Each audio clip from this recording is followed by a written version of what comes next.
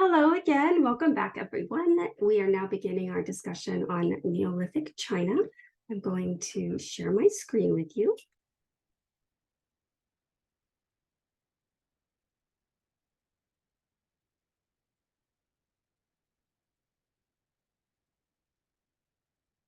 Okay, so we studied the Neolithic art and culture in Southeast and South Asia, but we didn't look at China. And the reason for that is there's such a continuity in the development of Chinese culture from the Neolithic into the first civilizations and then into empire.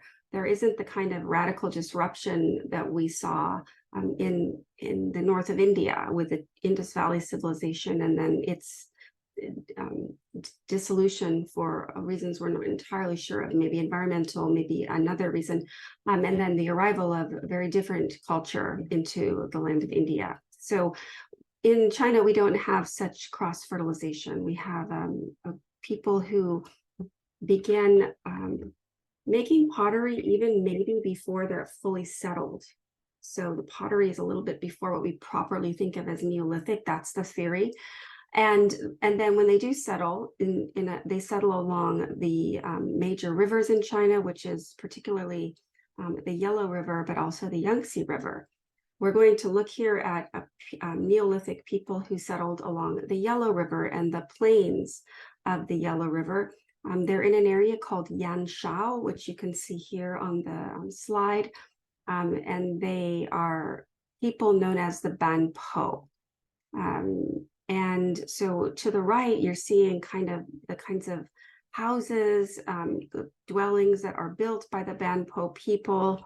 They look a little bit like what we studied in South Asia. They look a little bit like materials in thatch and adobe we would also see in other parts of the world.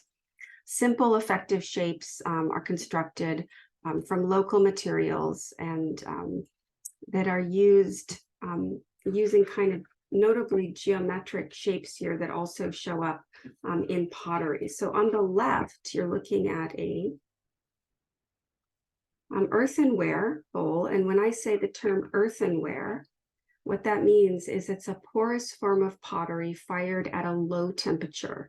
And it developed very early in China, probably even before the development of full agriculture settling.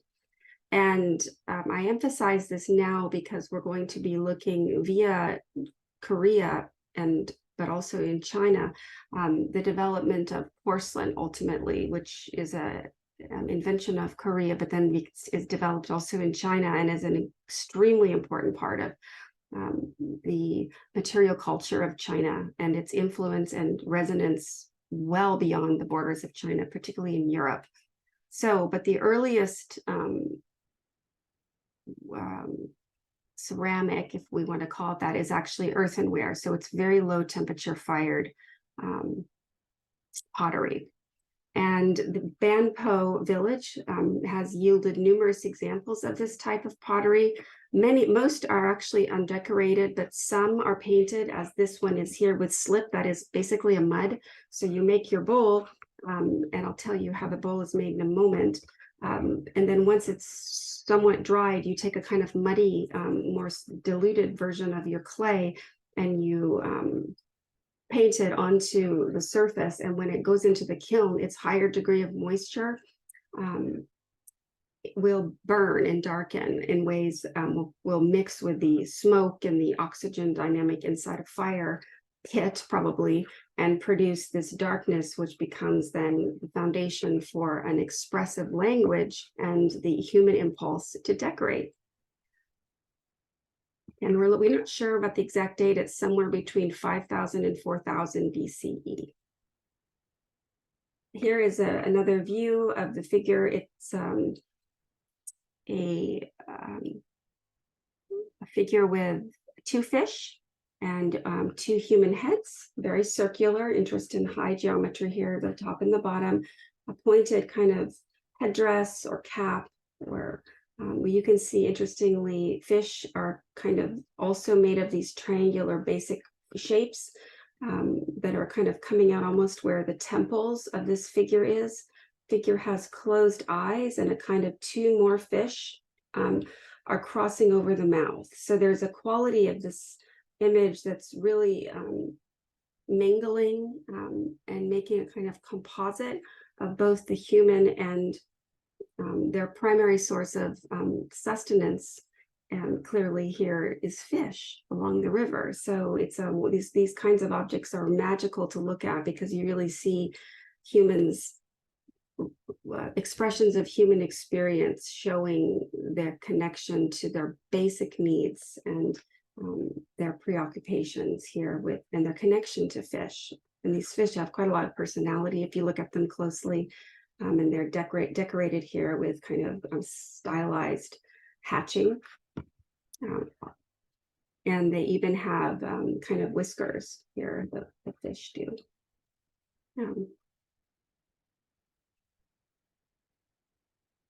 Here is a nice diagram to show kind of the various stylized fish that are explored by the Banpo people. You can see there's a lot of different interest in this part of their world. And then also small game animal here as well. And a great interest in kind of wonderful repetitions and kind of the need to like create order in your world, if you will, visually through your creative expression, to structure and order, something I think we all want to do to some degree. But at the same time, then within that structure, begin to express and explore your engagement with the world. And so you see kind of this happening in these wonderful designs on pottery like this, where structure and order, repetition, and yet creative kind of exploration coexist in really wonderfully human ways. So how this is two more jars here that are coming out of this time period. I include them for two reasons. One, I have a nice picture here. This is known as the coil method of making pots. So these would have not been thrown on a wheel. If you know what that means, that one. I'll just show you. This is a mark. Just ignore the pottery on the right for a moment. We're a little ahead of ourselves, but this is the way in which many vessels are made. They're on a wheel, which is attached to some kind of treadle that causes it to spin, and then that centrifugal motion with the human hand delicately familiarizing itself with the nature of clay learns how to produce these beautiful symmetrical vessels. But that invention hasn't happened yet in the Banpo period. This are done more in a more sturdy, basic kind of built way through these coils, which is a very common way to make pottery among Neolithic people throughout the world.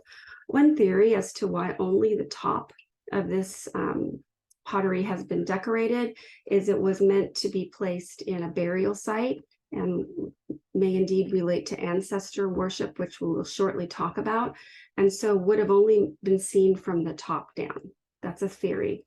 And so the upper part is decorated, but the lower is not.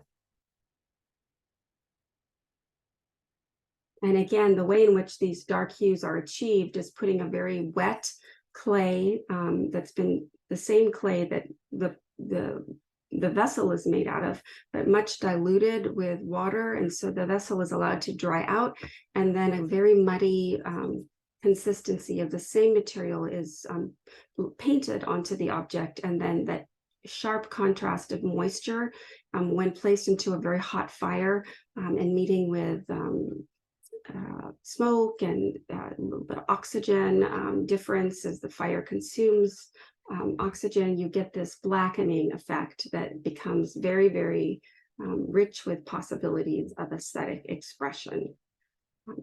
The artists would, of course, the potters wouldn't have seen these dark colors when they were painting. They'd have to just visualize them, because this darkness does not come until it's been fired. So imagine like the long-sighted painter knowing that the way in which these different media are laid down will ensure a certain kind of pattern.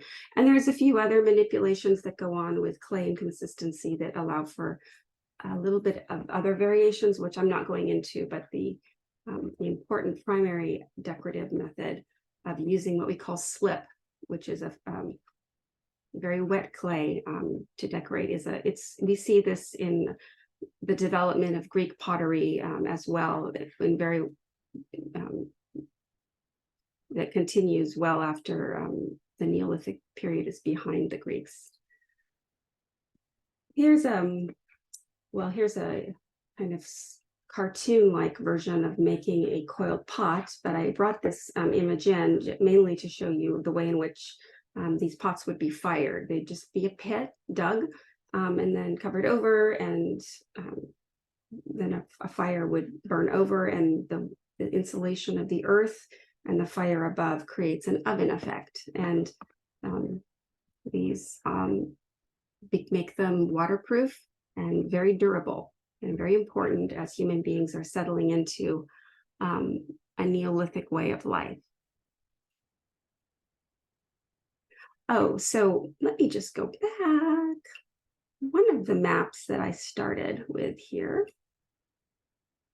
So we just looked at Yanshao culture right here, and Yanshao is right along the Yellow River, you see.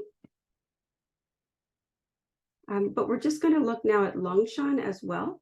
And then shortly we'll look at Hongshan, particularly for jades and really interesting burial objects, and just a little bit of Liangzhu. And I don't think we're going to look at Sanxingzhu at all, but we will be looking now at Longshan. So this is, again, kind of a northern part of China. This is the Yangtze River. This is the Yellow River with its two forks. And here's a visual to help you see. This is like this river beds, river valleys that are here produced by the Yellow River along here.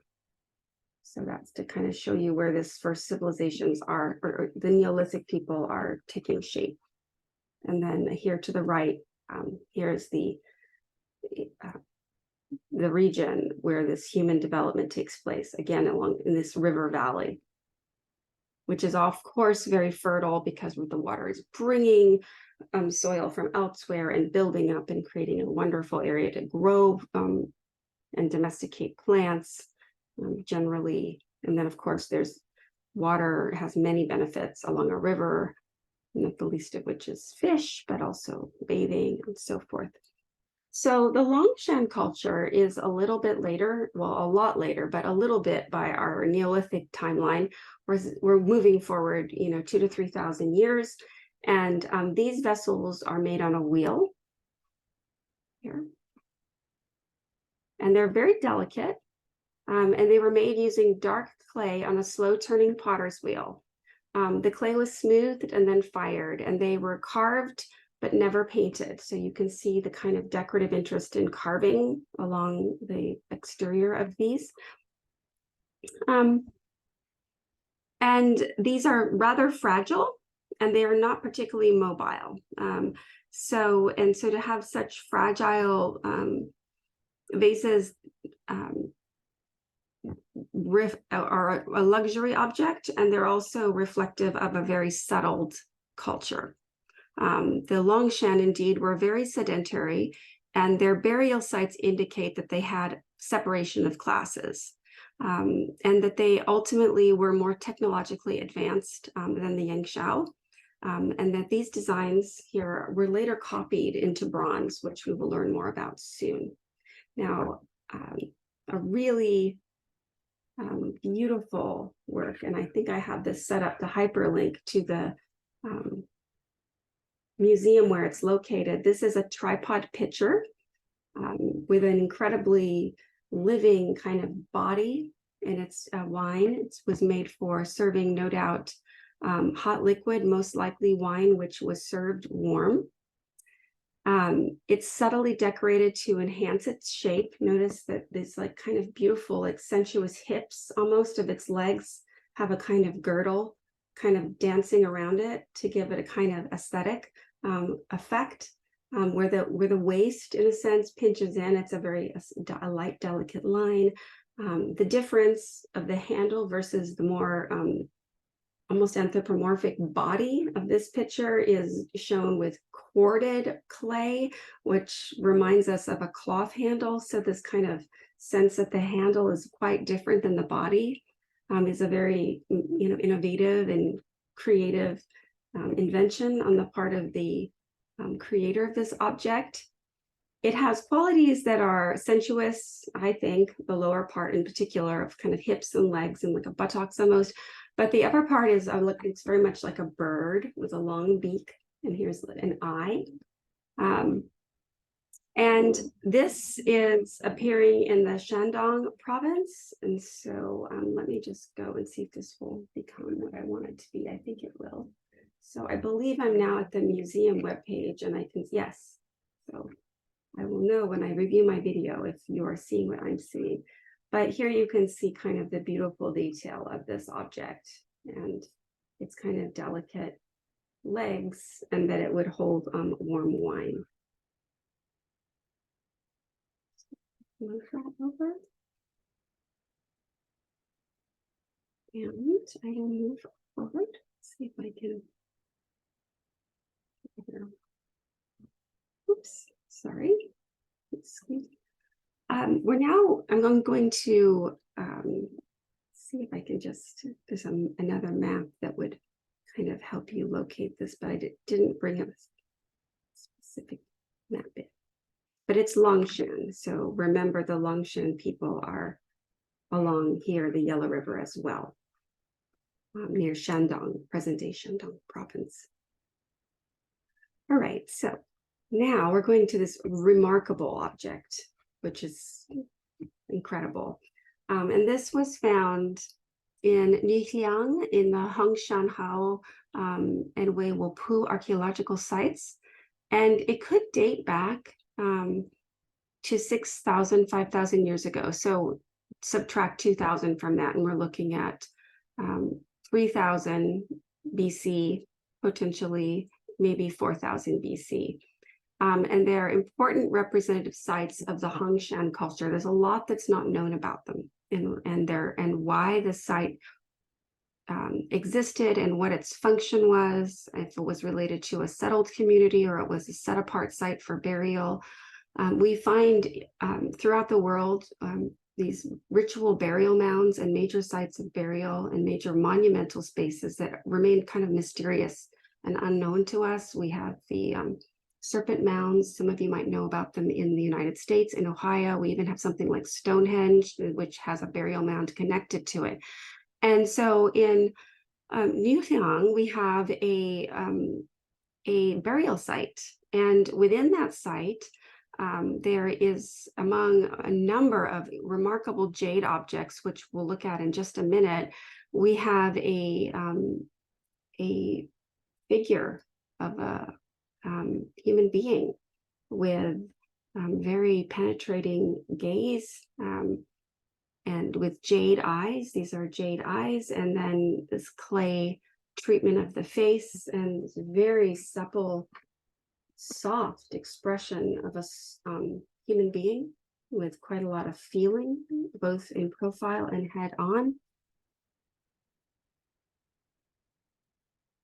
And there are 16 spots in this area and that have revealed burial sites that have revealed kind of rich findings. You've looked at maybe already in our modules a major burial site from a much later period. We find that burial sites are crucial for understanding Chinese culture and what the location of this particular figure is part of what's called the goddess temple, for want of a better word.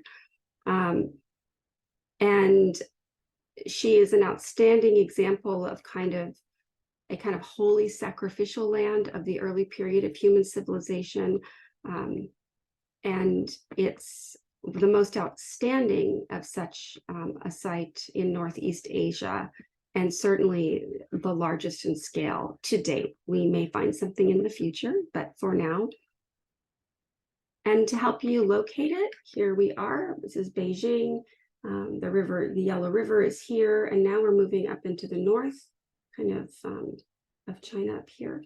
And so this is where this site is. And on the right, I'm just showing you some of the objects that have been found, pottery with repetitive designs using that technique that I've already spoken about to allow for this dark treatment of visual expression.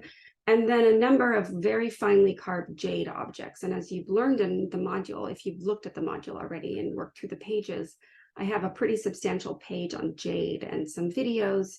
It's extremely hard. It's a very hard substance and very difficult to work. So the level of delicacy and precision of these objects reflects the sophistication of these people. Here's another view of the site, the mound. Here's where work is being done archaeologically. And so just to kind of give you a sense of the way these archaeological sites work, they're numbered. We have different places where rich findings are found, and they're carefully documented and sifted through, and we try to reconstruct and understand better this mysterious people, why they were here, and if they did anything other than create this burial site, or were there actually residents. And there appear to be, based on some research, but it's still kind of unfolding. And there are many unanswered questions. Why this particular spread of such stylistic elements that are so remarkable would be in a distant place relative to the river valley, why such a small and local population would become possibly a pilgrimage site for larger populations. It has some similarities to other sites, so it does suggest a possible pilgrim culture, but we don't know. Were the residences that we found around it relating to kind of religious practitioners that are designed to maintain the ceremonial structure of the site, or are they residences of actually simply a small settled people? So these are unknowns. But what we do know is that there are magnificent jade works, and this is really where we're turning to in this part of this lecture, are the magnificent carved jade work. So this is in a screenshot from a museum, the National Museum of Relics, and I believe it's in Sichuan. And move forward. And I brought this shot in mainly to show you this turtle here. So we see a lot of, we're going to look at some dragons and stylized dragons and clouds that move like a dragon would and a cloud would through Chinese culture for centuries and never leaves and just continues to reform themselves, these magnificent clouds and dragon shapes, which recur. But I wanted to show you this wonderful flat turtle that's here, made of jade-likes. Jade comes in multiple colors. It's not green like what we think of in this. That's actually not even necessarily jade, coming from a different part of Asia. The jade tortoise is nearly round, slightly raised. The surface is very smooth. The head and tail are protruding, both round and pointed. You can see that detail. The limbs are curled up like a turtle, and the mouth, ears, and feet and other parts are carved with lines. And the abdomen is relatively flat. So it's really a carefully worked object in a very hard substance. And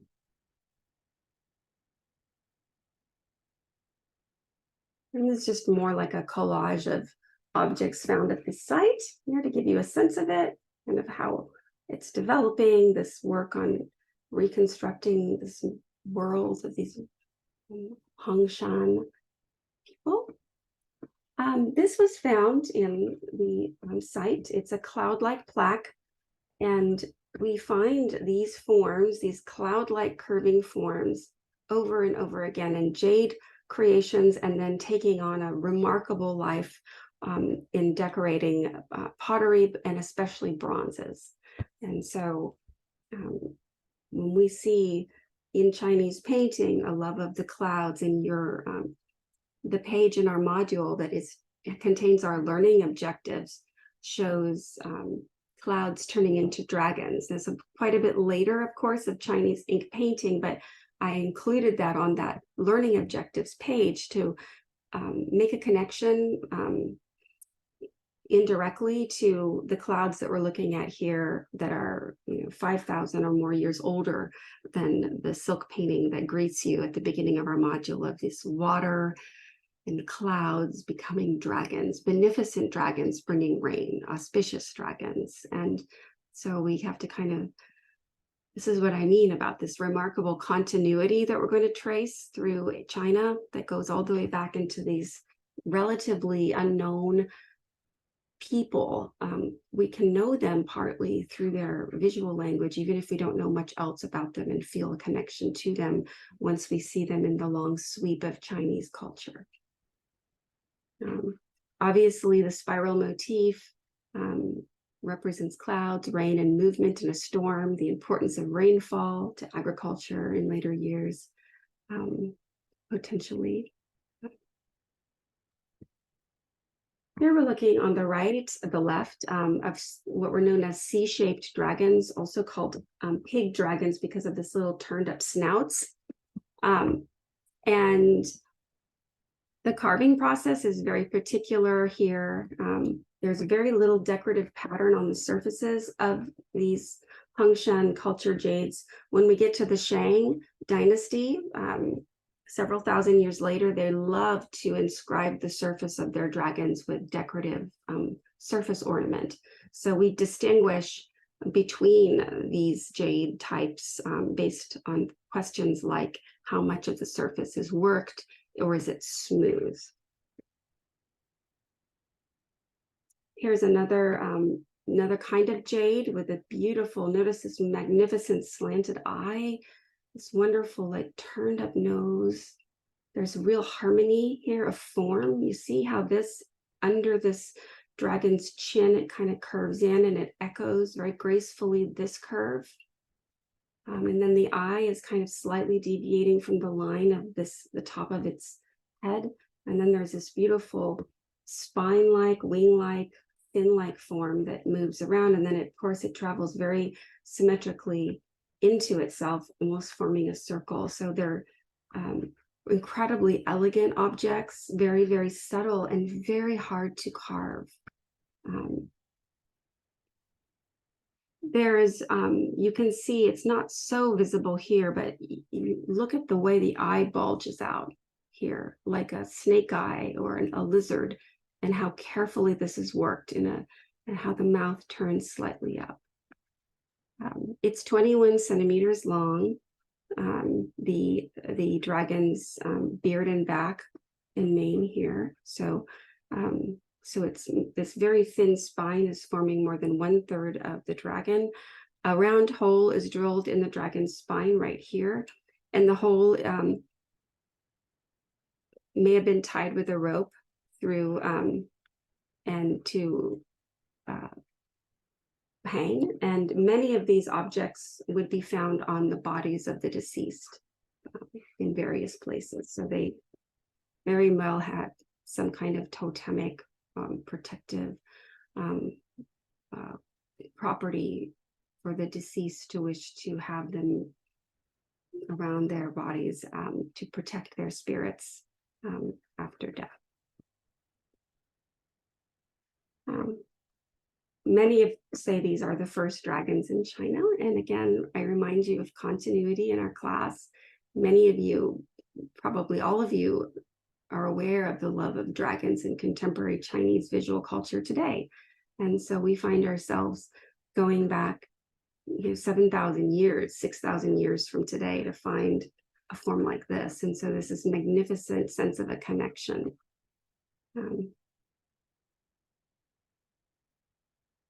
This is known as a jade hook cloud-shaped form, and it's also another type of jade, and it's another kind of, it has two eyes, it looks like, and eyebrows here. You see, they're kind of symmetrical, and then something that's unknown kind of symmetrically moving out on each side, and something that almost, depending on your how you see this. There's a little bit of a gestalt experience in looking at these where like we see shapes in clouds. We are bringing a lot of our own subjectivity into this, but some of you may see something about eyes and a nose and maybe teeth or a beard, hair kind of coming, but no doubt it's symmetrical. And keep this image in mind, because we see something that kind of echoes it much later on bronze Shang vessels. And so I think it's important to kind of remember this object. And again, it has a hole in it for being strung around a neck, probably. And these would be found on the deceased bodies. And look how sharp and delicate, if you look here on the right, this form actually is. And this is also in a museum in China. And so another kind of jade that we know of is called a Kong here. And now we're looking at the Liangzhu culture, which is in quite a different place. And these objects look a lot different. And they're very, very mysterious. We don't know what they mean. Let me go to a map here.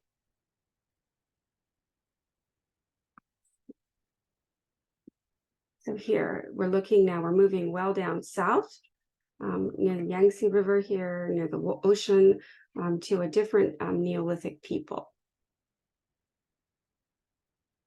And going back to where I was, here we are. This is actually at, I believe this is at the Metropolitan Museum of Art or the Smithsonian, but it is in the United States, this particular jade. It's late Neolithic, so it's 3300 to 2250 BC. It's a beautiful kind of warm reddish toned jade, and it's been repeatedly ridged and bored from both sides. So it's got a long, it's a cylinder, and to hollow out a cylinder in such a hard substance is a feat in itself. It's mottled reddish brown, olive green, and dull yellow, so it's very varied. There's scattered veins of cream and white along it, and some dark rough incrustations here and there. So that actually makes it harder to work because there's some variety. And it is kind of what it's thought of as a kind of a ritual tube. The height of this is pretty rare. It's really tall here. It's 11 inches by 2 inches, 15 by 3 inches. So it's a really quite tall, it's a little bit narrow at the bottom than the top object for jade. And these have been found only in the richest graves. So these foot-long perforations drilled through such an intractable material as jade is evidence of a highly advanced jade working technology. And so the labor, time, and precious qualities of the medium and the labor to carve it this way is certainly, at the very least, an expression of the status of the person in whose burial chamber this object was found. Kong, this is known as a Kong, and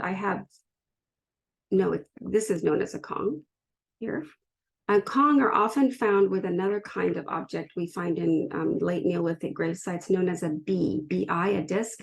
And this is the Liangzhu culture as well, same date period. And it's, dimensions aren't right. When I make the slide for you to review, I'll correct it. It was a carryover from this slide. I'll fix the dimensions. So ignore those dimensions. That's a mistake on my part. So look for the correct dimensions with the slides that I always put below at the end of a page where I posted videos. Or at least videos that are very art visual based. I don't always post my slides, but most of them. You can see there's a hole in the center. It's at its most basic, it's a disc with a hole in the middle, but remember this form, put it in your mind, because much later Chinese don't forget it, and they like to work with it and develop it in profoundly beautiful ways in jade. So again, we're tracing this thread of continuity of visual culture through centuries in China, and great changes in terms of the technology and degree of order of us, of people moving from Neolithic into to what we call a civilization, and then the first known dynasty, the Shang dynasty. And by the time we get to the Warring States period, which is the end of the Zhou dynasty, we're going to see a revival of this kind of form that's exquisitely beautiful. And our last video in this series will introduce you to that, so don't forget it.